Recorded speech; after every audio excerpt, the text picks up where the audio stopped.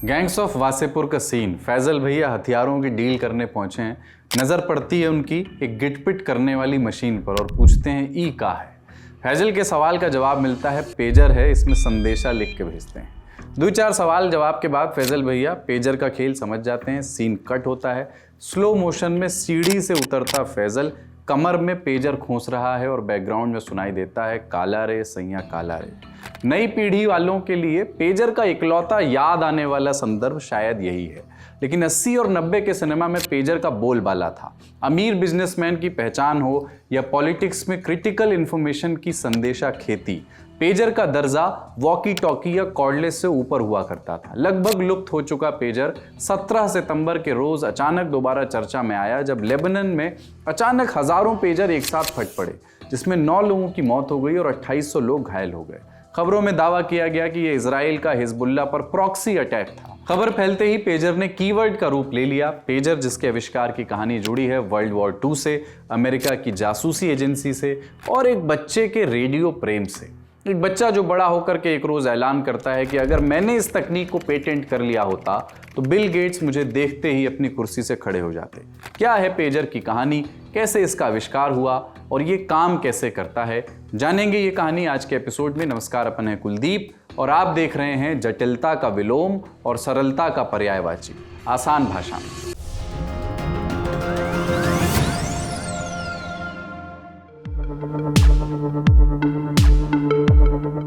America, साल 1928। एक 9 साल का लड़का अल्फ्रेड गॉस अपने पेरेंट्स के साथ एक स्टीम बोट की ट्रिप पर गया। वहां उसे स्टीम बोट के रेडियो रूम में जाने का मौका मिला।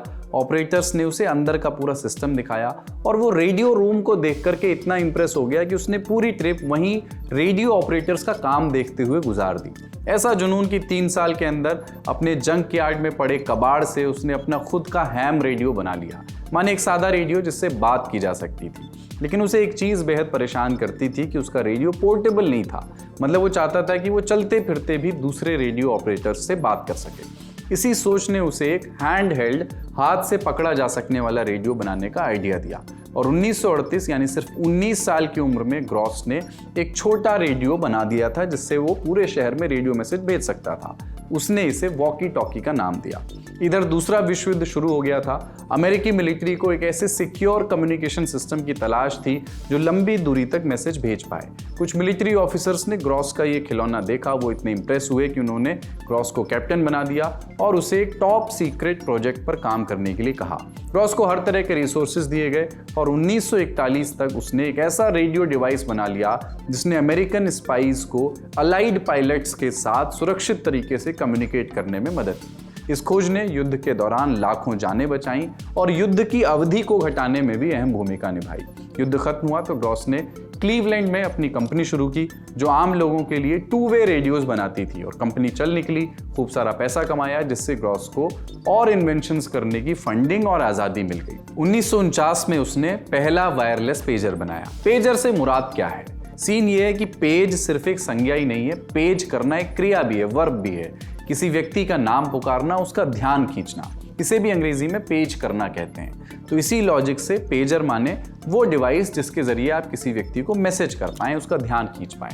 हालांकि ग्रॉस का बनाया पेजर बहुत ही सिंपल था, इतना सिंपल कि ये रेडियो वेव्स कैप्चर करके एक बीप का साउंड निकालता था।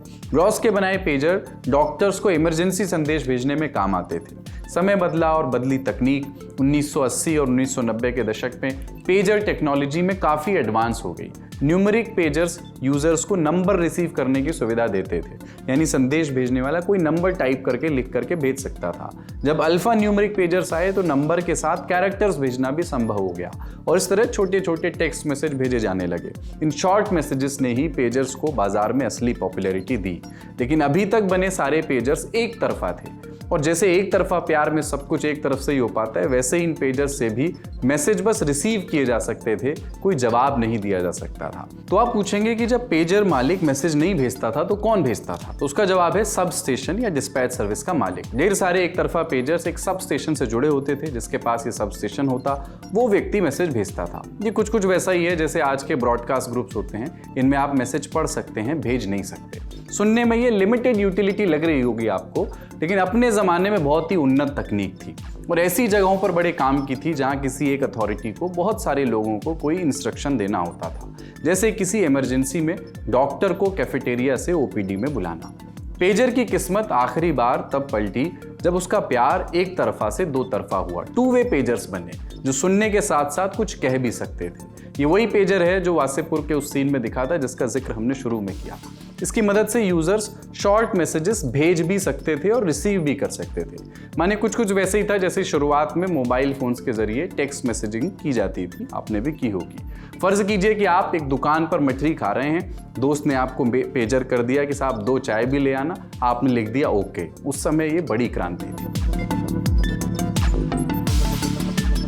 पहला स्टेप है मैसेजिंग। कोई व्यक्ति फोन या डिस्पैच सर्विस के जरिए पेजर नंबर डायल करता है। जैसे आज मोबाइल नंबर होता है वैसे ही तब पेजर नंबर हुआ करता था, बस तब सिम वाला झंझट नहीं था।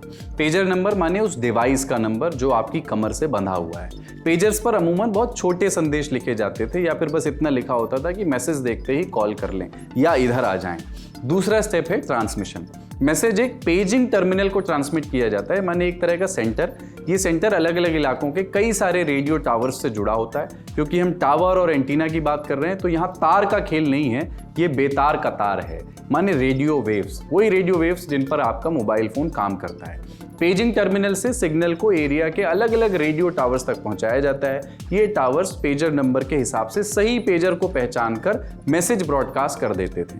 तीसरा स्टेप है पेज रिसीव करना। आज के मोबाइल फोन्स की तरह ही पेजर हमेशा एक स्पेसिफिक फ्रीक्वेंसी पर ट्यून्ड रहता था। अगर वो टावर से निकल रहे सिग्नल की रेंज में होता तो उस सिग्नल को पिक कर लेता जिस पर उसका नाम गुदा होता, यानी फ्रीक्वेंसी, और तब डिस्पैच से भेजा मैसेज पेजर के पास आ जाता और उसके बाद एक ही काम बचा है मैसेज को पढ़ना। याद कीजिए हमने पेज क्रिया का मतलब क्या बताया था, ध्यान खींचना। तो मैसेज पढ़ाने के लिए पेजर भी यही करता था, बीप बीप बीप करके शोर मचाता था, वाइब्रेट करता था या अपने अंदर लगी लाइट को टिमटिमाता था। इससे यूजर को पता चलता था कि उसे पेज किया गया है। एक तरफा पेजर के मालिक मैसेज पढ़ते थे, दो तरफा पेजर के मालिक पढ़ने के साथ साथ ये भी सोचते थे कि जवाब क्या देना है, शो ऑफ दोनों करते थे। हालांकि ये सिस्टम मोबाइल फोन्स के मुकाबले काफ़ी सिंपल है, लेकिन दशकों तक पेजर्स बहुत रिलायबल थे। लेकिन आज भी इनकी इंपॉर्टेंस खत्म नहीं हुई है।